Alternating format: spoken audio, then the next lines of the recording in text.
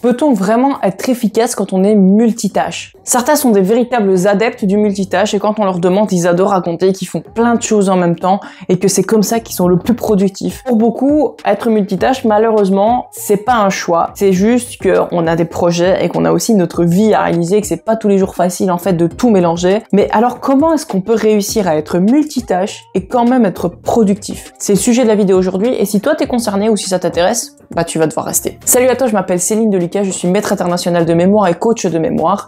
Je suis là pour t'apprendre toutes les techniques et toutes les méthodes pour optimiser ton cerveau et augmenter tes performances cérébrales au niveau supérieur.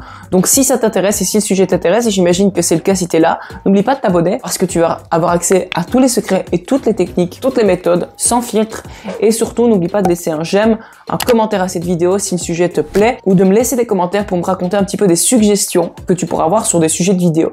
Et surtout, vérifie la description parce qu'il y a peut-être des choses qui pourraient t'intéresser et qui sont gratuites. Le multitâche, c'est un petit peu la bête noire de la productivité. Certains disent que ça fonctionne très bien pour eux, mais si on se renseigne vraiment sur la réalité de la situation, le multitâche, il ne fonctionne pas. Pourtant, parfois, le multitâche, on n'a pas le choix. Il faut faire plusieurs choses en même temps parce que on est occupé, parce qu'on a des projets, peut-être qu'on est salarié et qu'on cherche à devenir entrepreneur en même temps, peut-être qu'on est étudiant et qu'on veut être entrepreneur, peut-être qu'on est sur plusieurs axes et donc forcément, on est obligé de faire du multitâche, peut-être qu'on a des vies actives et qu'on peut pas se permettre de travailler sur une tâche à la fois toute la journée, qu'on est obligé de faire du multitâche. Donc le multitâche, c'est sûr que c'est pas ce que je recommande, mais il y a moyen de faire du multitâche et d'être efficace et productif avec du multitâche. Mais pour ça, il va falloir respecter certaines conditions qui sont les conditions que je vais vous énumérer dans cette vidéo. En fait, votre cerveau, il n'est pas adapté au multitâche. Il est adapté pour filtrer les informations, pour ne se concentrer que sur une chose à la fois. Si votre cerveau était adapté au multitâche et était adapté à plusieurs stimuli à la fois, vous vous retrouvez dans une situation où vous percevriez tout en permanence qui serait littéralement insupportable.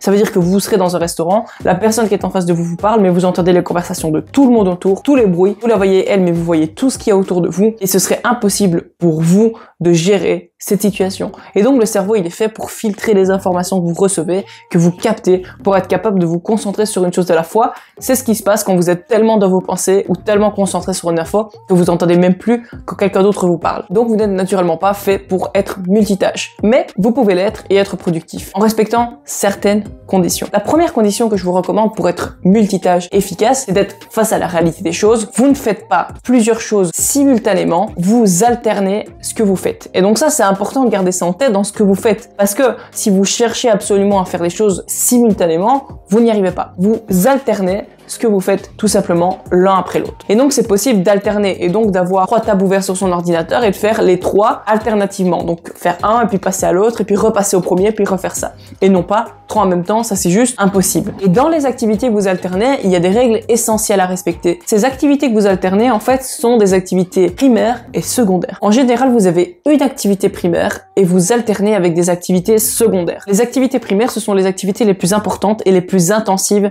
que vous êtes en train de faire. Et donc, ce sont les activités qui vous demandent un plus gros effort mental. Ces activités-là, vous devez les choisir correctement et faire en sorte que vous mettez un maximum d'attention dessus. Ces activités primaires, vous allez les alterner avec des activités secondaires. Les activités secondaires, ce sont les activités qui vous demandent beaucoup moins d'effort mental et des activités qui peuvent se permettre de rester sans surveillance pendant un certain temps. Par exemple, vous pouvez être tout à fait capable de lire un livre et cuisiner en même temps, à condition que vous alternez. C'est un peu un exemple bateau, mais c'est un exemple que vous appliquez après dans d'autres cas. Donc, votre activité primaire, par exemple, de lire. Donc, vous lisez votre livre. Là, ça vous demande un effort mental. Et l'activité secondaire, c'est votre sauce qui est en train de cuire, tout simplement. Donc, à ce moment-là, ce que vous avez, c'est que surveiller votre sauce, vous pouvez l'alterner avec votre lecture. Et donc, vous lisez, puis vous allez voir si votre sauce est cuite ou si elle ne brûle pas. Et ça vous demande de juste arrêter de lire pendant quelques minutes pour aller vérifier ça. Et ensuite, vous adapter à ce que vous êtes en train de faire à ce moment-là. Et dès que vous avez terminé, revenir à votre activité primaire. Donc, c'est un peu un exemple, mais c'est une idée que vous pouvez appliquer à d'autres choses. C'est bien d'alterner les activités à condition que vous n'ayez qu'une activité primaire à la fois, que vous alternez avec des activités secondaires. Deuxième conseil que je peux vous donner par rapport à ça, ce qui est mieux, c'est que vos activités, surtout quand vous êtes en train de travailler et que vous êtes sur du multitâche